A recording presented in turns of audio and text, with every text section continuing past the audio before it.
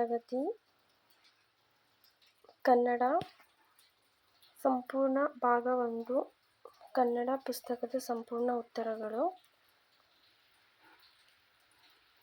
ಒಂದು ವಾಕ್ಯದಲ್ಲಿ ಉತ್ತರಿಸಿ ಹಾಗೂ 2-3 ವಾಕ್ಯದಲ್ಲಿ ಉತ್ತರಿಸಿ. ಪ್ರಶ್ನೆ ಉತ್ತರಗಳು ಹಾಗೂ ಯಾರು ಯಾರಿಗೆ ಹೇಳಿದರು, ಪಾಠ 2ರ ಯಾರು ಯಾರಿಗೆ ಹೇಳಿದರು ಹಾಗೆ ಹೊಂದಿಸಿ ಬರೆಯಿರಿ. ಮತ್ತು ವಿರುದ್ಧಾರ್ಥಕ ಪದ ಬರೆ ಅಂತ ಇದೆ. ನೆಕ್ಸ್ಟ್ ಇಲ್ಲಿ ಚಿತ್ರ ನೋಡಿ ನಿಮ್ಮ ಅನಿಸಿಕೆ ಬರೆ ಅಂತ ಕೊಟ್ಟಿದ್ದಾರೆ. ಅದಾದಮೇಲೆ ಸಾಮರ್ಥ್ಯಾಧಿಕ ಚಟುವಟಿಕೆ ಅಂತ ಕೊಟ್ಟಿದ್ದಾರೆ. ಮತ್ತು ಮೇಲ್ಗಡೆ ಪದವನ್ನು ಸ್ಪಷ್ಟವಾಗಿ ಖಾಲಿ ಜಾಗದಲ್ಲಿ ಬರೆಯಿರಿ ಆಗಿದೆ. ನೆಕ್ಸ್ಟ್ ಪಾಠ 3 ಸ್ವಾತಂತ್ರ್ಯ ದಿನಾಚರಣೆ. ಈ ಒಂದು ಪಾಠದ ಒಂದು ಸಂಪೂರ್ಣ ಉತ್ತರಗಳು ಕೂಡ ಇದೇ ಒಂದು ವಿಡಿಯೋದಲ್ಲಿ ಇದೆ. ವಿಡಿಯೋನ ಎಲ್ಲೂ ಕೂಡ ಸ್ಕಿಪ್ ಮಾಡಿಬಿಡಿ, ಫುಲ್ ನೋಡಿ. ಇಲ್ಲಿ ಒಂದು ವಾಕ್ಯದ ಉತ್ತರಗಳು ಅಂತ ಇದೆ. ಎಲ್ಲ ಟೈಪಿಂಗಲ್ಲಿದೆ ಆನ್ಸರ್. ಇಲ್ಲಿ ಯಾವುದು ಸ್ಪೆಲ್ಲಿಂಗ್ ಕೂಡ ಮಿಸ್ಟೇಕ್ಸ್ ಇಲ್ಲ. ಒಂದು ವಾಕ್ಯದಲ್ಲಿ ಉತ್ತರಿಸಿದ್ದು 2 ಕ್ವಶನ್ಸು.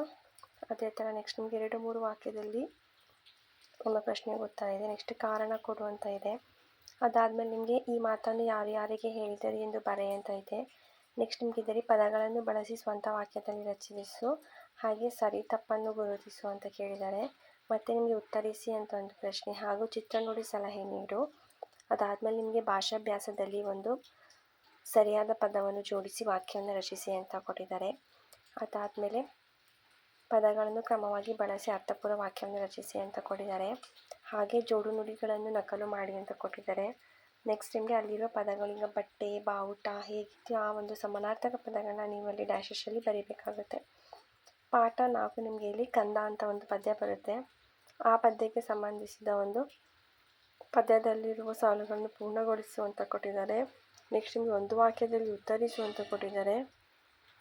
ಅದಾದಮೇಲೆ ನೆಕ್ಸ್ಟ್ ನಿಮಗೆ ಇಲ್ಲಿ 2-3 ವಾಕ್ಯಗಳಲ್ಲಿ ಉತ್ತರಿಸುವಂಥ ಪ್ರಶ್ನೆ. ನೆಕ್ಸ್ಟ್ ತಪ್ಪುಗಳನ್ನು ಸರಿಪಡಿಸಿ ಬರೆ ಅಂತ ಇದೆ. ಹಾಗೆ ಭಾಷಾಭ್ಯಾಸದಲ್ಲಿ ಊಹಿಸಿ ಬರೆ, ಸಮಾನಾರ್ಥಕ ಪದಗಳನ್ನು ಬರೆ, ಅಡಿಗೆರೆ ಹಾಕಿದ ಪದಗಳಿಗೆ ಗ್ರಾಂಥಿಕ ರೂಪ ಬರೆ ಹಾಗೂ ಗ್ರಾಂಥಿಕ ರೂಪದಲ್ಲಿ ಬರೆಯಿರಿ ಅಂತ ಪ್ರಶ್ನೆಗಳನ್ನ ಕೊಟ್ಟಿದ್ದಾರೆ. ನೆಕ್ಸ್ಟ್ ನಿಮಗೆ ಇಲ್ಲಿ ಪಾಠ 5 ನಿಮಗೆ ಚಿಗುರು ಅಂತ ಬರುತ್ತೆ. ಈ ಒಂದು ಪಾಠದ ಒಂದು ಪ್ರಶ್ನೆ ಉತ್ತರಗಳು ನಿಮಗೆ ಪ್ರಶ್ನೆ ಜೊತೆ ಕಂಪ್ಲೀಟ್ ಉತ್ತರ ಇದೆ. ಹಾಗೆ ನಿಮಗೆ ಹೊಂದಿಸಿ ಬರೆಯಿರಿಗೂ ಕೂಡ ಆನ್ಸರ್ ಇದೆ. ಹೊಂದಿಸಿ ಬರೆಯಿರಿನ ಆ ಡ್ಯಾಶಲ್ಲಿ ನೀವು ಬರೀಬೇಕಾಗುತ್ತೆ. ನಂತರ ನಿಮಗೆ ಇಲ್ಲಿ ಸರಿ ತಪ್ಪುವನ್ನು ಗುರುತಿಸಿ ಅಂತ ಪ್ರಶ್ನೆ ಕೇಳಿದ್ದಾರೆ. ಟ್ರೂ ಆರ್ ಫಾಲ್ಸ್ನ ನೀವು ಇಲ್ಲಿ ಮೆನ್ಷನ್ ಮಾಡಬೇಕಾಗುತ್ತೆ. ಅದೇ ಥರ ಈ ಸಾಲುಗಳನ್ನು ಸರಿಯಾದ ರೀತಿಯಲ್ಲಿ ಬರೆ ಅಂತ ನಿಮಗೆ ಪ್ರಶ್ನೆನ ಕೊಟ್ಟಿದ್ದಾರೆ. ನೆಕ್ಸ್ಟ್ ವಾಕ್ಯವನ್ನು ನಕಲು ಮಾಡಿ ಅಂತ ಇದೆ. ನೆಕ್ಸ್ಟ್ ನಿಮಗೆ ಭಾಷಾಭ್ಯಾಸದಲ್ಲಿ ಈ ಚಿತ್ರಗಳು ನೋಡಿ ನಿನಗನಿಸಿದ ಅರ್ಥಪೂರ್ಣ ವಾಕ್ಯದಲ್ಲಿ ಬರೆಯಿರಿ ಅಂತ ಕೊಟ್ಟಿದ್ದಾರೆ. ಆ ಚಿತ್ರದಲ್ಲಿ ಯಾರ್ಯಾರು ಏನೇನು ಮಾಡ್ತಿದ್ದಾರೆ, ಸೊ ನೀವು ಅದನ್ನು ಅಲ್ಲಿ ವಾಕ್ಯದಲ್ಲಿ ಬರೀಬೇಕಾಗುತ್ತೆ. ನೆಕ್ಸ್ಟ್ ಇಲ್ಲಿ ಭಾಷಾ ಚಟುವಟಿಕೆ ಅಂತ ಕೇಳಿದ್ದಾರೆ. ಗಾದೆಗಳನ್ನ ಕೊಟ್ಟಿದ್ದಾರೆ. ಹಾಗೆ ಸರಿಯಾಗಿ ಪದವನ್ನು ಆರಿಸಿ ಗಾದೆಯನ್ನು ಪೂರ್ಣ ಮಾಡು. ನೆಕ್ಸ್ಟ್ ಈ ಪದಗಳನ್ನು ಸರಿಯಾದ ರೂಪದಲ್ಲಿ ಬರೆ ಅಂತ ಕೊಟ್ಟಿದ್ದಾರೆ. ನೆಕ್ಸ್ಟ್ ಈಗ ನಿಮಗೆ ಪಾಠ 6ರಲ್ಲಿ ಈಸುವ ಸ್ವಾಗತ ಅಂತ ಕೊಟ್ಟಿದ್ದಾರೆ. ಈ ಒಂದು ಪಾಠದ ಒಂದು ಸಂಪೂರ್ಣ ಪ್ರಶ್ನೆಗಳು ಅಂದರೆ ಒಂದು ವಾಕ್ಯದಲ್ಲಿ ಉತ್ತರಿಸಿ ಪ್ರಶ್ನೆ ಸಂಖ್ಯೆ 1ರಿಂದ ಪ್ರಶ್ನೆ ಸಂಖ್ಯೆ 9ರವರೆಗೆ ಇದೆ. ಅದೇ ಥರ ನಿಮಗೆ ಆ ಮೇನಲ್ಲಿ ಕಾರಣ ಕೊಡು ಅಂತ ಕೇಳಿದೆ. ಅಂದರೆ ಈಸೂರು ಶಿವಮೊಗ್ಗ ಜಿಲ್ಲೆಗೆ ಹೆಸರು ತಂದಿತ್ತು. ಇದಕ್ಕೆ ಉತ್ತರ ಏಕೆಂದರೆ ತಮ್ಮದೇ ಸರ್ಕಾರ ರಚಿಸಿಕೊಂಡು ಬ್ರಿಟಿಷರ ವಿರುದ್ಧ ಹೋರಾಡಿ ಸ್ವತಂತ್ರ ಪ್ರೇಮಿಗಳ ಊರು ಈ ಈಸೂರು. ಸೊ ಈ ಥರ ಒಂದು 2 ವರ್ಡ್ಸ್ 1 ವರ್ಡ್ಸ್ ಹಾಗೆ ಎಲ್ಲ ಒಂದು ಭಾಷಾಭ್ಯಾಸದ ಉತ್ತರ ಕೂಡ ನಿಮಗೆ ವಿಡಿಯೋದಲ್ಲಿ ಇದೆ. ವಿಡಿಯೋನ ಸಂಪೂರ್ಣವಾಗಿ ನೋಡಿ. ನೆಕ್ಸ್ಟ್ ನಿಮಗೆ ಇಲ್ಲಿ ಕಾರಣ ಕೊಡು ಅದರಲ್ಲಿ 2ನೇ ಪ್ರಶ್ನೆ. ಹಾಗೆ ಬಿಟ್ಟ ಸ್ಥಳಗಳನ್ನು ಸರಿಯಾದ ಪದದಿಂದ ತುಂಬು ಅಂತ ಕೊಟ್ಟಿದ್ದಾರೆ. ನೆಕ್ಸ್ಟ್ ಸರಿ ತಪ್ಪು ಗುರುತಿಸಿ ಅಂತಿದೆ. ಹಾಗೆ ವಿರುದ್ಧಾರ್ಥಕ ಪದಗಳಿಗೆ ಹೊಂದಿಸಿ ನೀವು ಬರಿಬೇಕಾಗುತ್ತೆ. ನೆಕ್ಸ್ಟ್ ಪ್ರಶ್ನೆ ನಿಮಗೆ ಸಾಮರ್ಥ್ಯಾಧಾರಿತ ಚಟುವಟಿಕೆ ಅಂತಿದೆ. ಕೊಟ್ಟಿರುವ ವಾಕ್ಯಗಳನ್ನು ನಕಲು ಮಾಡಿ. ಹಾಗೆ ಇಲ್ಲಿ ಕೊಟ್ಟಿರುವ ವಾಕ್ಯಗಳನ್ನು ಸರಿಯಾದ ಕ್ರಮದಲ್ಲಿ ಬರೆ. ನೆಕ್ಸ್ಟ್ ಚಿತ್ರ ನೋಡಿ ಪದಗಳನ್ನು ರಚಿಸಿ ವಿನ್ಯಾಸ ಹಾಗೂ ಅರ್ಥದೊಂದಿಗೆ ಬರೆ ಅಂತ ಕೊಟ್ಟಿದ್ದಾರೆ. ನೆಕ್ಸ್ಟ್ ಹಾಗೆ ಚಿತ್ರ ನೋಡಿ ಮಾದರಿಯಂತೆ ಬರೆಯಿರಿ ಇದೆ. ನೆಕ್ಸ್ಟ್ ಆವರಣದಲ್ಲಿ ಕೊಟ್ಟಿರುವ ಸೂಕ್ತ ಪದ ಆರಿಸಿ ಮಾದರಿಯಂತೆ ಬಹುವಚನ ಪದಗಳನ್ನು ಬರೆ ಅಂತ ಪ್ರಶ್ನೆ ಕೊಟ್ಟಿದ್ದಾರೆ. ನೆಕ್ಸ್ಟ್ ನಿಮಗೆ ಚಿತ್ರವನ್ನು ಗಮನಿಸಿ ಮಾದರಿಯಂತೆ ಒಂದಕ್ಕಿಂತ ಹೆಚ್ಚಿರುವ ಬಹುವಚನ ಪದಗಳನ್ನು ಬರೆಯಿರಿ ಅಂತ ಪ್ರಶ್ನೆಯನ್ನು ಕೂಡ ನಿಮಗೆ ಇಲ್ಲಿ ಕೊಟ್ಟಿದ್ದಾರೆ. ನೀವು ಸಂಪೂರ್ಣ ಒಂದು ಉತ್ತರಗಳನ್ನು ನೀವು ಬರಿಬೇಕಾಗುತ್ತೆ. ನೆಕ್ಸ್ಟ್ ನಿಮಗೆ ವಾಕ್ಯದಲ್ಲಿ ಬಿಟ್ಟ ಸ್ಥಳವನ್ನು ಹಿಂದೆ ಕೊಟ್ಟಿರುವ ನುಡಿಗಟ್ಟುಗಳಲ್ಲಿ ಸೂಕ್ತವಾದದ್ದನ್ನು ಆರಿಸಿ ಬರೆದು ವಾಕ್ಯ ಪೂರ್ಣ ಮಾಡು ಅಂತ ಕೊಟ್ಟಿದ್ದಾರೆ. ರಾಜು ಕೆಲಸ ಮಾಡುವುದರಲ್ಲಿ ಎತ್ತಿದ ಕೈ. ಅವರು ಮಾತನಾಡುವಾಗ ನಾನು ಅನವಶ್ಯಕವಾಗಿ ತಲೆ ಹಾಕುವುದಿಲ್ಲ. ಕೆಲವರು ತಮಗೆ ಗೊತ್ತಿಲ್ಲದಿದ್ದರೂ ಸುಮ್ಮನೆ ರೈಲು ಬಿಡುವರು. ಅಮ್ಮ ಕೆಲಸ ಹೇಳಿದರೆ ನನ್ನ ತಮ್ಮ ಕಾಲು ತೆಗೆಯುವನು. ಇದೆಲ್ಲ ನುಡಿಗಟ್ಟಾಗುತ್ತೆ. ನೆಕ್ಸ್ಟ್ ನಿಮಗೆ ಇಲ್ಲಿ ಪಾಠ 7 ನಿಮಗೆ ಪ್ರಾಮಾಣಿಕ ಬಾಲಕ ಅಂತ ಕೊಟ್ಟಿದ್ದಾರೆ. ಈ ಒಂದು ಪಾಠದ ಸಂಪೂರ್ಣ ಪ್ರಶ್ನೆ ಉತ್ತರಗಳು ಫಸ್ಟ್ ಮೇನಲ್ಲಿ ನಿಮಗೆ 1 ವರ್ಡ್ ಕ್ವಶನ್ಸ್ ಅಂದರೆ ಒಂದು ವಾಕ್ಯದಲ್ಲಿ ಬಿಟ್ಟ ಸ್ಥಳಗಳನ್ನ ಕೊಟ್ಟಿದ್ದಾರೆ.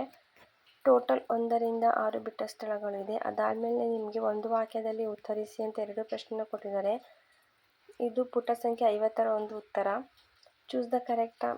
ಬಿಟ್ಟ ಸ್ಥಳದಲ್ಲಿ ಫಸ್ಟ್ನೇ ಕ್ವಶನ್ಗೆ ಮಾವಿನ, ನೆಕ್ಸ್ಟ್ ದೇಶ ಪ್ರೇಮ, ಚಳುವಳಿ, 15 ಜವಾಹರ್ಲಾಲ್ ನೆಹರು, ಜೈ ಜವಾನ್ ಮತ್ತು ಜೈ ಕಿಸಾನ್ ಅಂತ ಪ್ರಶ್ನೆಗಳಿಗೆ ಉತ್ತರ ಇದು.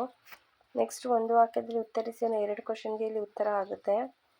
ನೆಕ್ಸ್ಟ್ ಪ್ರಶ್ನೆ ಸಂಖ್ಯೆ 2 ಮತ್ತು 3 ಹಾಗೂ 2, 3 ವಾಕ್ಯದಲ್ಲಿ ಉತ್ತರಿಸಿ ಅಂತ 3 ಕ್ವಶನ್ಸ್ ಇದೆ. ನೆಕ್ಸ್ಟ್ ಈ ಕೆಳಗಿನ ಹೇಳಿಕೆಗಳಿಗೆ ಕಾರಣ ಕೊಡುವಂತ ನಿಮಗೆ 2 ಪ್ರಶ್ನೆಗಳನ್ನ ಕೊಟ್ಟಿದ್ದಾರೆ.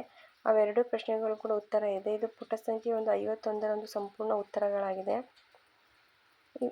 ಒಂದು ಉತ್ತರದಲ್ಲಿ ಯಾವುದೇ ಕೂಡ ಸ್ಪೆಲ್ಲಿಂಗ್ ಮಿಸ್ಟೇಕ್ ಇಲ್ಲ, ಎಲ್ಲ ಟೈಪಿಂಗ್ ಆನ್ಸರ್ಸ್ ಇದೆ ನಿಮಗೆ. ನೆಕ್ಸ್ಟ್ ಮೇನ್ ಇಲ್ಲಿ ಕೊಟ್ಟಿರೋ ಮಾತುಗಳನ್ನು ಯಾರು ಯಾರಿಗೆ ಹೇಳಿದರು, ಯಾವಾಗ ಹೇಳಿದರು ಅಂತ ಇದೆ.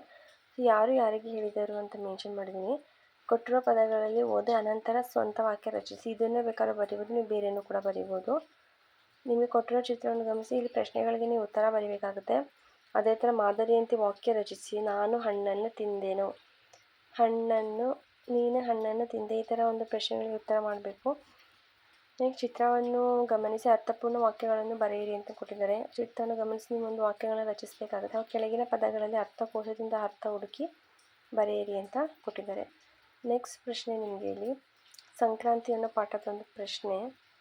ಸಂಕ್ರಾಂತಿ ಅನ್ನೋ ಪಾಠದಲ್ಲಿ ಪ್ರಶ್ನೆ ನಿಮಗೆ ಇಲ್ಲಿ ತಂಗಿಯು ಯಾವ ಲಂಗವನ್ನು ಹಾಕಿಕೊಂಡಿದ್ದಾಳೆ ಅಂದರೆ ಇದು ಒಂದು ವಾಕ್ಯದಲ್ಲಿ ಉತ್ತರಿಸಿ ಎಂಬ ಪ್ರಶ್ನೆ ಆಗುತ್ತೆ. ಟೋಟಲ್ ನಿಮಗೆ 3 questions complete answer. Next main ನಿಮಗೆ ಪಟ್ಟಿಯಲ್ಲಿರುವ ವಾಕ್ಯಗಳನ್ನು ಪಟ್ಟಿಯಲ್ಲಿ ವಾಕ್ಯಗಳಿಗೆ ಹೊಂದಿಸಿ ಬರೆಯಿರಿ ಅಂತ ಕೊಟ್ಟಿದ್ದಾರೆ. ಗರಿ ಮುರಿ ಜರತಾರಿ ಲಂಗ ಹಾಕಿಕೊಂಡು, ತಂಗಿ ಕೇರಿಗೆಲ್ಲ, ಈ ಥರ ಪ್ರಶ್ನೆಗಳನ್ನ ನೀವು ಪಟ್ಟಿಯನ್ನು ಜೋಡಿಸಿ ಹೊಂದಿಸಿ ನೀವು ಇಲ್ಲಿ ಬರಿಬೇಕಾಗುತ್ತೆ. ನೆಕ್ಸ್ಟ್ ನಿಮಗೆ ಇಲ್ಲಿ ಸಾಮರ್ಥ್ಯ ಆಧಾರಿತ ಅಭ್ಯಾಸ ಅಂತಿದೆ. ಪಠ್ಯವನ್ನು ಆಧರಿಸಿ ಈ ಘಟನೆ ಅನುಕ್ರಮವಾಗಿ ಗುರುತಿಸಿ ಬರೆಯಿ ಅಂತ ಇದೆ. ನಿಮ್ಮ ಮನೆಯಲ್ಲಿ ನೀನು ಬೆಳಗ್ಗೆ ಎದ್ದ ನಂತರ ಶಾಲೆಗೆ ಹೋಗುವವರೆಗಿನ 4 ಘಟನೆಗಳನ್ನು ನೆನಪಿಸಿಕೊಂಡು ಅನುಕ್ರಮವಾಗಿ ಬರೆಯುತ್ತಿದೆ. ಬೆಳಿಗ್ಗೆ ಎದ್ದೇಳಿಂದ ಸಂಜೆ ತನಕ 4 ಪ್ರಶ್ನೆಗಳನ್ನ ನೀವು ಇಲ್ಲಿ ಬರಿಬೇಕಾಗುತ್ತೆ. ನೆಕ್ಸ್ಟ್ ಇಲ್ಲಿ ವಾಕ್ಯಗಳನ್ನು ಆವರಣದಲ್ಲಿ ಕೊಟ್ಟಿರುವ ಸೂಚನೆಗಳಿಗೆ ಅನುಸಾರವಾಗಿ ಬರೆಯಿರಿ. ಇದನ್ನು ಪುಲ್ಲಿಂಗ ರೂಪದಲ್ಲಿ ಬರಿಬೇಕಾಗುತ್ತೆ. ಹಾಗೂ ರಾಜು ಎಂಬ ಪದದ ಬದಲಿಗೆ ಎತ್ತು ಎಂಬ ಪದವನ್ನು ಬಳಸಿ ಬರಿಬೇಕಾಗುತ್ತೆ. ನೆಕ್ಸ್ಟ್ ಇಲ್ಲಿ ನಿಮಗೆ ಅಣ್ಣ ತಮ್ಮಂದಿರು ಸ್ನೇಹಿತರಂತೆ ಇದ್ದರು, ಇದನ್ನು ಸ್ತ್ರೀಲಿಂಗ ರೂಪದಲ್ಲಿ ಬರೆಯಿರಿ. ಹಾಗೆ ಕೊಟ್ಟಿರುವ ಒಂದು ಪದವನ್ನು ಪುಲ್ಲಿಂಗ, ಸ್ತ್ರೀಲಿಂಗ, ನಪುಂಸಕ ಲಿಂಗವಾಗಿ ವಿಂಗಡಿಸಿ ಬರೆಯಿರಿ. ಹಾಗೂ ಭಾಷಾ ಚಟುವಟಿಕೆ. Thank you.